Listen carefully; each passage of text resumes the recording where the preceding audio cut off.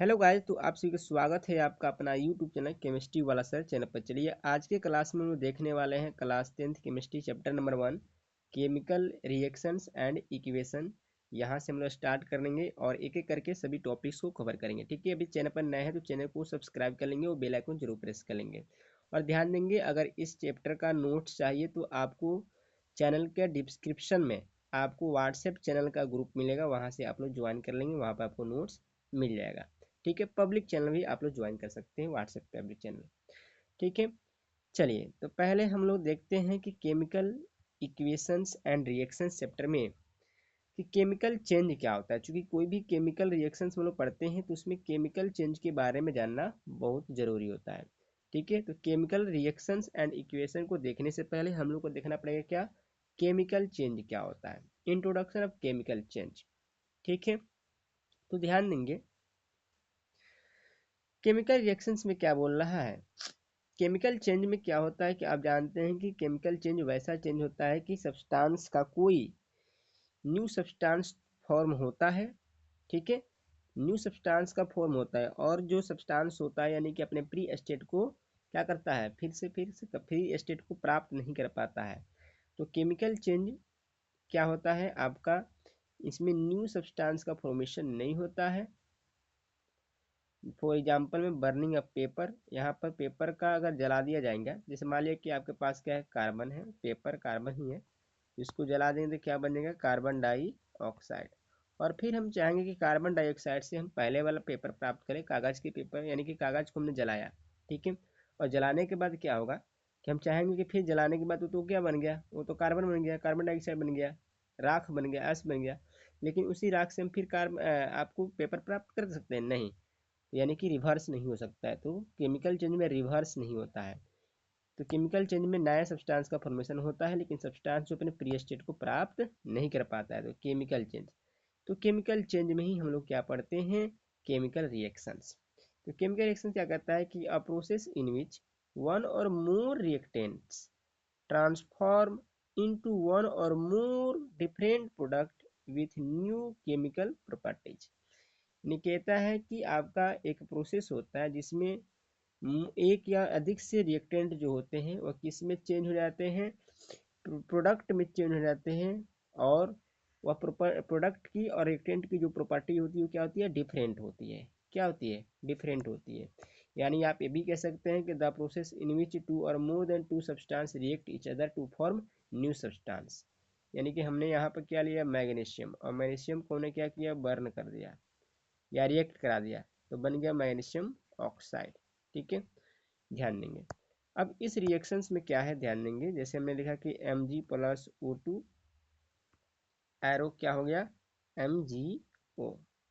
ठीक है, अब ये रिएक्शंस में पार्टिसिपेट होने वाला जो सब्सटेंस होता है, रिएक्शन में पार्टिसिपेट होने वाला जो सब्सटेंस होता है उसको हम लोग क्या बोलते हैं, उसको हम लोग बोलते हैं रिएक्टेंट्स। क्या बोलते हैं, इसको हम लोग क्या बोलेंगे, रिएक्टेंट्स। ठीक है, और आफ्टर केमिकल रिएक्शन जो सब्सटेंस का फॉर्मेशन होता है उसको हम लोग क्या बोलते हैं, प्रोडक्ट। तो ये क्या हो गया, प्रोडक्ट।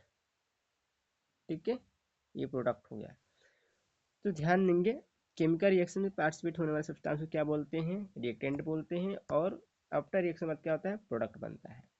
तो केमिकल चेंज में आपको केमिकल रिएक्शंस में केमिकल चेंज अधिकांश देखने को मिलता है। ठीक है, एक फिजिकल चेंज भी होता है, इसको भी थोड़ा देख लिया जाए। फिजिकल चेंज, फिजिकल चेंज में आप पहले से जानते हैं कि इसमें नया सब्सटेंस का फॉर्मेशन नहीं होता है। For example melting of ice, यानी कि आइस को अगर हम लोग मेल्ट करेंगे तो प्यार बनेगा, आइस को मेल्ट करें तो क्या बन जाएगा, लिक्विड बनेगा, लेकिन फिर आइस ही तो रहेगा। यानी कि सब्सटेंस का नया चेंज नहीं होता है। ठीक है, सब्सटेंस प्री स्टेट को फिर क्या कर ऑब्टेन कर सकता है। तो अगर सब्सटेंस प्री स्टेट को ऑब्टेन कर रहा है तो उसका नाम क्या है, फिजिकल चेंज। आप ये भी एग्जाम्पल ले सकते हैं हाँ, melting of ice, melting of candle, आप ये भी एग्जाम्पल ले सकते हैं। तो फिजिकल चेंज में कोई नया सब्सटेंस का फॉर्मेशन नहीं होता है, लेकिन केमिकल चेंज में नया सब्सटेंस का फॉर्मेशन होता है। ठीक है, याद रखे रहेंगे। अब हमने क्या बताया आपको हमने एक चीज़ आपको बताया कि रिएक्टेंट क्या होता है, प्रोडक्ट क्या होता है। तो किसी केमिकल रिएक्शन में पार्टिसिपेट होने वाले, किसी केमिकल रिएक्शन में क्या पार्टिसिपेट होने वाले सब्सटेंस को क्या बोलते हैं, रिएक्टेंट, यानी कार्बन और ऑक्सीजन यहाँ पे क्या है, रिएक्टेंट फॉर आर, और यहाँ पर कार्बन डाइऑक्साइड आफ्टर रिएक्शन में बना क्या बना, प्रोडक्ट। तो केमिकल रिएक्शन में पार्टिसिपेट होने वाला जो सब्सटेंस होता है उसको क्या बोलते हैं, रिएक्टेंट बोलते हैं, और after chemical reactions new substance का जो फॉर्मेशन होता है उसको क्या बोलते हैं, प्रोडक्ट बोलते हैं। ठीक है, चलिए आप समझ गए होंगे केमिकल रिएक्शंस क्या होता है। केमिकल रिएक्शंस प्रोसेस होता है जिसमें दो सब्सटेंस रिएक्ट करते हैं और नए सब्सटेंस क्या करते हैं, फॉर्मेशन करते हैं। ध्यान देंगे, अब एक चीज आपको ध्यान देना है कि किसी केमिकल रिएक्शंस में क्या चेंज हो सकता है, किसी केमिकल रिएक्शन में क्या हो सकता है, साइंस ऑफ केमिकल रिएक्शन। किसी केमिकल रिएक्शन अगर हो रहा है तो उसमें कितने तरह के आपको साइन देख सकते हैं या कितने तरह के आपको चेंजिंग देखने को मिल सकता है। तो कभी कभी कोई ऐसा रिएक्शन मिलेगा जिसमें आपको इवोल्यूशन ऑफ गैस बबलिंग, आपको कि किसी गैस का क्या होगा, इवोल्यूशन होगा। कोई ऐसा केमिकल रिएक्शन मिलेगा जिसमें आपको दिखेगा कि गैस रिलीज हो रहा है, क्या रहा है, गैस रिलीज हो रहा है। दूसरा आपको दिखेगा चेंज इन टेम्परेचर, कोई ऐसा रिएक्शन मिलेगा जिसमें आपको दिखेगा कि गैस क्या हो रहा है, सब्सटेंस का टेम्परेचर क्या हो रहा है, चेंज हो रहा है। या तो हो सकता है हीट रिलीज कर सकता है या तो हीट एब्जॉर्ब भी कर सकता है। कोई ऐसा केमिकल इसमें जिसमें आपको कलर चेंज हो जाएगा, रिएक्शन करा रहे हैं आफ्टर केमिकल रिएक्शन, रिएक्शन से पहले कलर कुछ और था, रिएक्शन के बाद क्या होगा, चेंज कलर हो गया। चौथा आपको मिलता है प्रोमेशन ऑफ प्रेसिपिटेट, हो सकता है कोई ऐसा आपको रिएक्शन मिलेगा जिसमें कोई प्रेसिपिटेट ऑब्टेंस हो सकता है। सभी कुछ बताएंगे, इसका एग्जाम्पल भी आपको देंगे। ठीक है, पहले आप ध्यान देंगे। चौथा पांचवा है कि चेंज इन स्मेल और लाइट और इमिशन, हो सकता है कि उसका स्मेल भी चेंज हो सकता है ना, हो सकता है उसका स्टेट भी चेंज हो सकता है, सब्सटेंस का स्टेट भी चेंज हो सकता है, सब्सटेंस का स्टेट भी चेंज हो सकता है, स्मेल भी चेंज हो सकता है। ठीक है, तो इसी तरह के केमिकल चेंज आपको मिलते हैं कहाँ, केमिकल रिएक्शंस में। यानी जब भी केमिकल चेंज होगा तो इसमें से कोई ना कोई इसमें चेंजिंग आपको मिलेगा। जहाँ पर आपको डायग्राम से यहाँ दिखा दिया गया है कि हो सकता है कि गैस रिलीज हो सकता है कि टेम्परेचर आपका चेंज हो सकता है, हो सकता है कि कलर आपका चेंज हो सकता है, हो सकता है कि किसी फॉर्मेशन का यानी कि प्रेसिपिटेट सब्सटेंस का फॉर्मेशन हो सकता है, ये फॉर्मेशन हो रहा है। और एक और भी दिया है कि चेंज इन स्मेल और लाइट इमिशन, ये भी हो सकता है। ठीक है, तो यानी अब हम इसको कैसे समझेंगे, तो ध्यान देंगे, हम आपको एक एग्जाम्पल देकर बता रहे हैं। ठीक है, पहला हम लोग देख रहे हैं कि इवोल्यूशन ऑफ गैस। इसका मीनिंग हुआ कि अगर कोई केमिकल रिएक्शंस हो और कोई केमिकल रिएक्शंस हो रहा है तो आफ्टर केमिकल रिएक्शंस कोई ना कोई गैस का रिलीज होगा, कोई ना कोई गैस रिलीज निकलेगा, कोई ना गैस रिलीज होगा। तो उस तरह के अगर चेंजिंग वहाँ पर दिख रहा है तो केमिकल रिएक्शन से दिखेगा कि यहाँ पर गैस का इवोल्यूशन हो रहा है। एक एग्जाम्पल आप याद रखेंगे कि अगर हमने क्या किया, अगर हमने फेरस का, किसका, फेरस का, इसका फेरस का रिएक्शन किसके साथ, अगर हमने फेरस का रिएक्शन, किसका, फेरस का रिएक्शन Fe, अगर हमने फेरस का रिएक्शन किसके साथ करा दिया, एसिड के साथ, HCl के साथ, यह बन जाएगा FeCl2 प्लस H2। यहाँ देखिए गैस रिलीज हो रहा है, हाइड्रोजन गैस रिलीज हो रहा है। ठीक है, कि अगर हमने देखा कि फेरस का रिएक्शन किसके साथ, हाइड्रोक्लोरिक एसिड के साथ करा रहे हैं तो आपको यहाँ पर हाइड्रोजन गैस रिलीज हो रहा है। तो इवोल्यूशन ऑफ गैस का मतलब है कि गैस का रिलीज होना। ठीक है, तो पहला आप समझ गए कि अगर मेटल का रिएक्शन एसिड के साथ कराएंगे तो हाइड्रोजन गैस रिलीज हो सकता है। क्योंकि यहाँ पर हमने हाइड्रोजन गैस का एग्जांपल दिया, बहुत सारे गैस भी अलग अलग रिएक्शंस में रिलीज हो सकते हैं। दूसरा है change in temperature, temperature change कैसे होगा, ध्यान देंगे।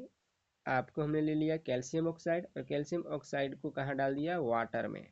ठीक है, कैल्शियम ऑक्साइड को हमने जब वाटर में डाल दिया तो इसमें क्या देखने को मिलेगा, तो आपको यहाँ देखने को मिलेगा CaOH ट्वाइस, CaOH ट्वाइस, और साथ में यहाँ पर बहुत सारा हीट रिलीज होगा। ठीक है, यानी कि एक होता है क्विक लाइम, तो क्विक लाइम को अगर हम वाटर के साथ क्या करते हैं, रिएक्ट कराते हैं तो आपको सेलेक्ट लाइम बनता है। और सेलेक्ट लाइम जैसे ही बनेगा तो बहुत सारा अमाउंट में क्या निकलेगा, हीट निकलेगा। यहाँ पे देखिए हीट चेंज हो गया, चेंज यहाँ पे हीट क्या हो गया, रिलीज हो रहा है, चेंज हो रहा है। तो इस तरह के एग्जाम्पल आपको कहीं ना कहीं रिएक्शंस में आपको देखने को मिलेंगे।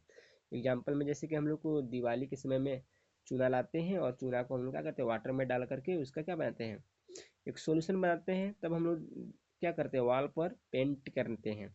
उसमें आपको देखना होगा कि जैसे ही हमने क्या किया, जैसे ही हमने इसको वाटर में डाला, ठीक है, जैसे ही हमने इसको वाटर में डाला, जैसे ही वाटर डाला तो ये सॉल्यूशन तो बन गया, लेकिन बहुत सारे अमाउंट में क्या बनता है, हीट निकलता है। ठीक है, तो ये एग्जाम्पल आप याद रखेंगे।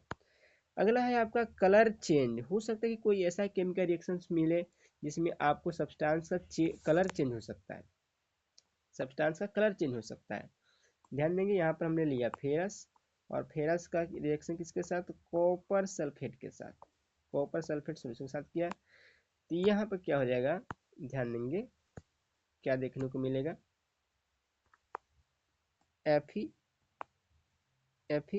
प्लस CuSO4,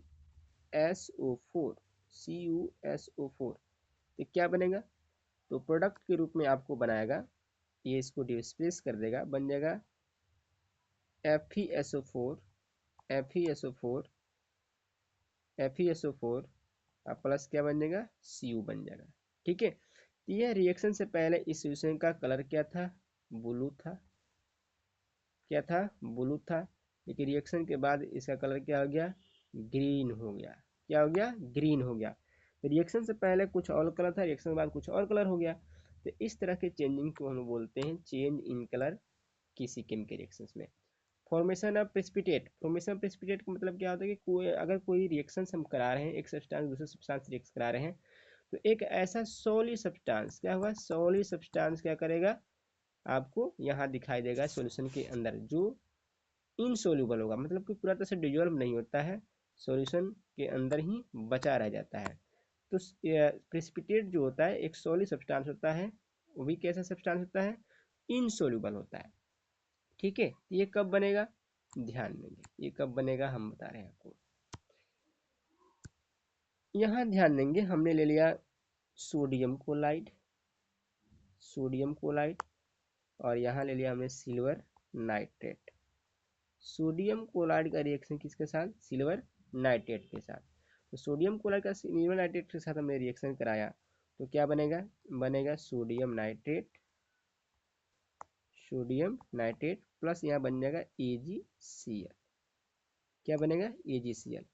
अब ये AgCl जो बनेगा, ये सब्सटेंस के अंदर प्रेसिपिटेट के रूप में फॉर्मेशन होगा। ठीक है, AgCl होगा, ये आपको व्हाइट प्रेसिपिटेट होगा, जो सॉल्यूशन के अंदर बच जाएगा, पूरा तरह से सॉल्यूशन यहाँ पर क्या होगा, डिजोल्व नहीं होगा। तो इस तरह के रिएक्शन तो आपसे बहुत सारे मिल जाएंगे। ठीक है, तो इसको हम लोग क्या बोलते हैं, प्रेसिपिटेट, क्या बोलेंगे, प्रेसिपिटेट बोलेंगे। चेंज इन स्मेल और लाइट, हो सकता है कोई आप केमिकल रिएक्शन से पहले आपका कोई सब्सटेंस का स्मेल ना हो, रिएक्शन के बाद हो सकता है, या केमिकल रिएक्शन से पहले स्मेल हो, या उसको लाइट मिले, तो हो सकता है उसका क्या स्मेल बदल भी सकता है। ठीक है, और एक आपको और भी याद रखना पड़ेगा, चेंज इन स्टेट, एक और आप याद रखेंगे, चेंज इन स्टेट, सब्सटेंस का स्टेट भी चेंज हो सकता है। ठीक है, सब्सटेंस का स्टेट भी चेंज हो सकता है, चेंज इन स्टेट, सब्सटेंस का स्टेट भी चेंज हो सकता है। यानी स्टेट मतलब क्या, सॉलिड, लिक्विड और गैस। आप जानते हैं कि अगर हम लोग एक कैंडल को जलाते हैं, क्या करते हैं, एक कैंडल को अगर हम लोग जलाते हैं, तो कैंडल तो सॉलिड है, किस फॉर्म में होता है, सॉलिड फॉर्म में होता है, लेकिन जब वो जलता है तो ध्यान देंगे उसका स्टेट बदलते रहता है, कोई कुछ लिक्विड में चेंज हो जाता है, कुछ वेपर बन के उड़ जाता है ना। तो यानी कि जब जैसे ही रिएक्शंस होगा, तो इस रिएक्शंस में आपको ये सारी चीज़ें देखने को मिलेगी, जिसको आपको साइन बताया गया है कि रिएक्शन का साइन ये हो सकता है कि गैस रिलीज हो सकता है। ठीक है, इसका टेम्परेचर चेंज हो सकता है, कलर चेंज हो सकता है, फॉर्मेशन प्रेसिपिटेट का फॉर्मेशन हो सकता है, और स्मेल भी चेंज हो सकता है, और स्टेट भी चेंज हो सकता है। ठीक है, तो हमने क्या पढ़ा, हमने पढ़ा कि केमिकल रिएक्शंस क्या होता है। फिर इसमें आपको बता दूं, केमिकल रिएक्शंस क्या होता है, एक प्रोसेस होता है जिसमें मोर रिएक्टेंट्स क्या करते हैं, रिएक्ट करते हैं, और किसका फॉर्मेशन करते हैं, प्रोडक्ट के रूप में नया सब्सटेंस डिफरेंट प्रॉपर्टी वाला करते हैं, उसको हम क्या बोलते हैं, केमिकल रिएक्शन। केमिकल रिएक्शंस में आपको कौन सा चेंज होता है, केमिकल चेंज, कौन सा change, chemical change. Chemical change में न्यू सब्सटेंस का फॉर्मेशन होता है। फिजिकल चेंज अगर होता है कहीं, फिजिकल चेंज तो जल्दी केमिकल रिएक्शन में दिखाई दे नहीं देता है, क्योंकि रिवर्स बहुत कम मिलता है। ठीक है, तो यहाँ पर क्या हो जाएगा आपका, इसमें नो न्यू सब्सटेंस, इसमें न्यू सब्सटेंस फॉर्मेशन नहीं होता है, और हमने साइन भी आपको बता दिया। ठीक है, तो मैंने क्या बताया कि अगर आप इसका नोट्स लेना चाहते हैं तो चैनल का डिस्क्रिप्शन में आपको पब्लिक चैनल मिलेगा, उस पर आप लोग विजिट कर सकते हैं। ठीक है, वहाँ से आप देख सकते हैं। तो बेस्ट ऑफ लक, और जाने से पहले चैनल पर नए हैं तो चैनल को सब्सक्राइब कर बेल आइकन को प्रेस